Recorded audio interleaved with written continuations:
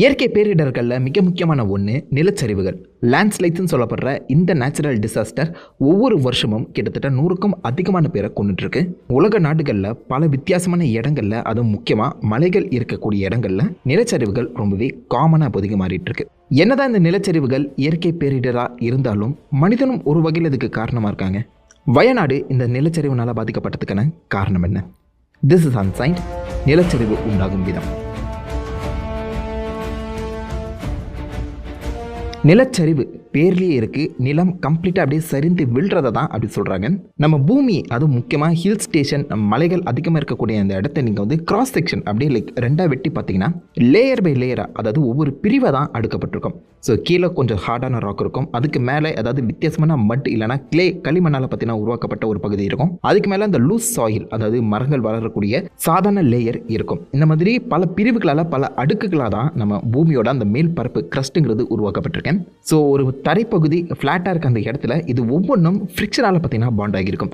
But இதுவே மலைகள் உண்டாக்கக்கூடிய, மலைகள் இருக்கக்கூடிய அந்த உயரமான இடத்துக்குலாம் போகும்போது இந்த 2 லேயருக்கும் இருக்கக்கூடிய அந்த உராய்வு ஃப்ரிக்ஷனுங்கிறது வீக் ஆகும். காரணம் நம்ம பூமியோட கிராவிட்டி. உயரமான ஒரு இடத்துக்கு போனால் அது கீழே வந்து தானே ஆகணும். அதனால் இந்த ஹில் ஸ்டேஷன் அண்ட் மலையை சுற்றி இருக்கக்கூடிய அந்த மேல்புற டாப் சாயிலுங்கிறது இந்த உராய்வு ஃப்ரிக்ஷன் கம்மியாகும் போது புவியீர்ப்பு விசை, நம்ம கிராவிட்டியை சொல் பேச்சு கேட்டு கீழே வந்துடுங்க. அந்த உராய்வு எப்போல்லாம் வீக் ஆகும்? பல காரணங்கள் இருக்கு. முக்கியமான காரணமாக சொல்லப்படுறது ஆப்வியஸாக மழை தான். அதிகமான தண்ணீர், அதிகமான மழை மேல் பகுதியில் இறங்கி, இந்த சாயிலில் இறங்கி உள்பகுதிக்கு போகும்போது அந்த இடத்துல ஃப்ரிக்ஷனுங்கிறது கம்மியாகுது. ஸோ அப்படி கம்மியாகும் போது ஆப்வியஸாக புவியீர்ப்பு விசை இழுத்துடும். அதை தொடர்ந்து நிலநடுக்கங்கள் ஒரு முக்கிய காரணம் தான். 2 லேயரை உதிர்த்து 2 லேயரோட அந்த உராய்வை விளக்கக்கூடிய அந்த தன்மையை நிலநடுக்கங்கள் உருவாக்கும். இதை தொடர்ந்து டிஃபாரஸ்டேஷன் ஒரு முக்கிய காரணமாக சொல்லப்படுது. காடுகளை அழிக்கிறது.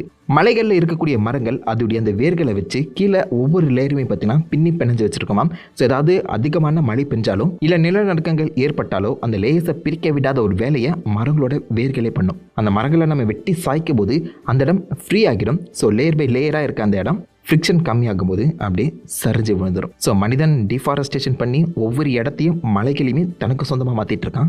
அர்பனைசேஷன் அப்படின்னு சொல்லி அந்த மாதிரியான மலைகளை கூறு போட்டு விற்கும்போது இயற்கையை அப்படி கம்ப்ளீட்டாக எதிர்க்கிறவன் தானே.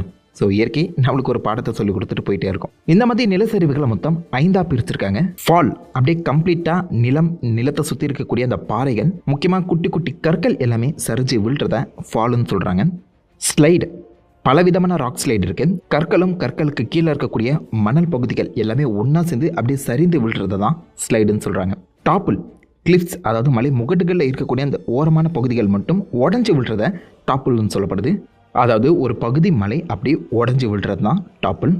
ஸ்ப்ரெட், தண்ணீர் போல் மலை முகடுகளோட அந்த ஓரமாக இருக்கக்கூடிய அந்த மணல் பகுதிகள் வழிக்கிட்டு வரதை ஸ்ப்ரெட்னு சொல்கிறாங்க.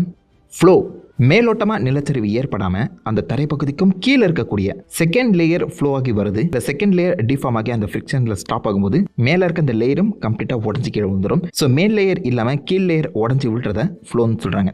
இது மேஜர் 5 கேட்டகரிஸ். இதையுமே தாண்டி இதுக்கும் கீழே ஏற்கப்பட்ட சப் கேட்டகரிஸ் வைஸாக இந்த நிலச்சரிவுகளையே பலவிதமாக பிரிச்சிருக்காங்க. இஸ்ரோ சேட்டலைட் இமேஜிங் மூலிமா இந்த நிலச்சரிவுகள் இந்தியாவில் எங்கெங்க இடத்துல அதிகமாக நடக்குதுன்னு சொல்லி அதுக்கு ஒரு தனி லிஸ்ட்டு போட்டிருக்காங்க. அந்த லிஸ்ட்டில் மொதல் 20 இடத்துல 7 இடங்கள் கேரளாவுக்கு தான் ஒதுக்கப்பட்டிருக்கு.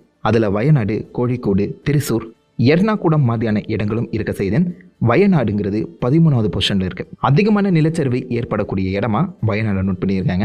வயநாட்டில் இப்போ நடந்த நிலச்சரிவுக்கு என்ன காரணம்? இப்போ கிடைச்சிருக்க அந்த ரிப்போர்ட் படி பார்க்கும்போது வயநாட்டை சுற்றி இருக்கக்கூடிய அந்த 3 கிராமங்களுக்கு பக்கத்தில் இருக்கக்கூடிய மலையில தான் இந்த முதல் நிலச்சரிவுங்கிறது ஆரம்பிக்கப்பட்டிருக்கு. அந்த சமயத்தில் அதீதமான மழை தான் இந்த நிலச்சரிவுக்கு முக்கிய காரணிங்கிற மாதிரி சொல்கிறாங்க.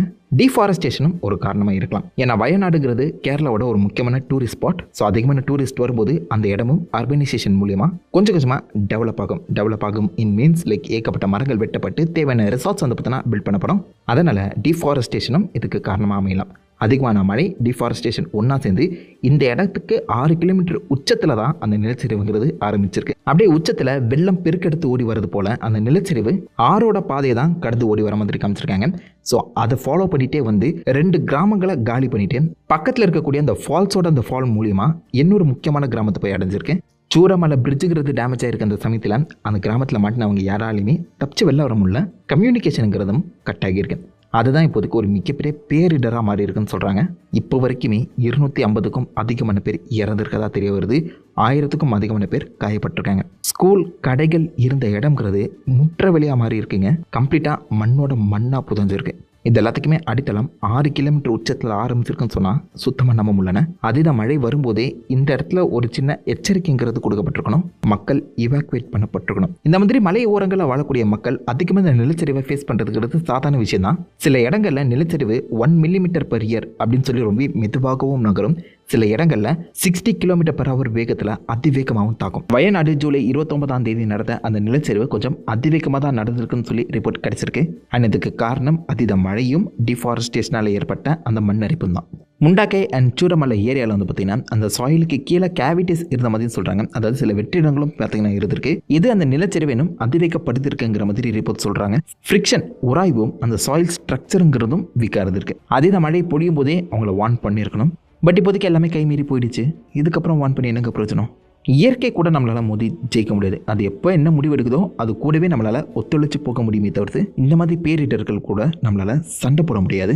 ஹில் ஸ்டேஷன் சைடில் இருக்கவங்க எப்போதும் உஷாராக தான் இருக்கணும். ஏன்னா புவி ஈர்ப்புங்கிறது அங்கே இருக்கக்கூடிய சாயில் ஸ்ட்ரக்சர்ஸை எப்போதுமே அந்த டென்ஷனை தான் வச்சுருக்கு. பேரிடர்கள் சொல்லிட்டு வரதில் உஷாராக இருப்போம். Be safe, be strong Wayanad. This is sunshade signing off.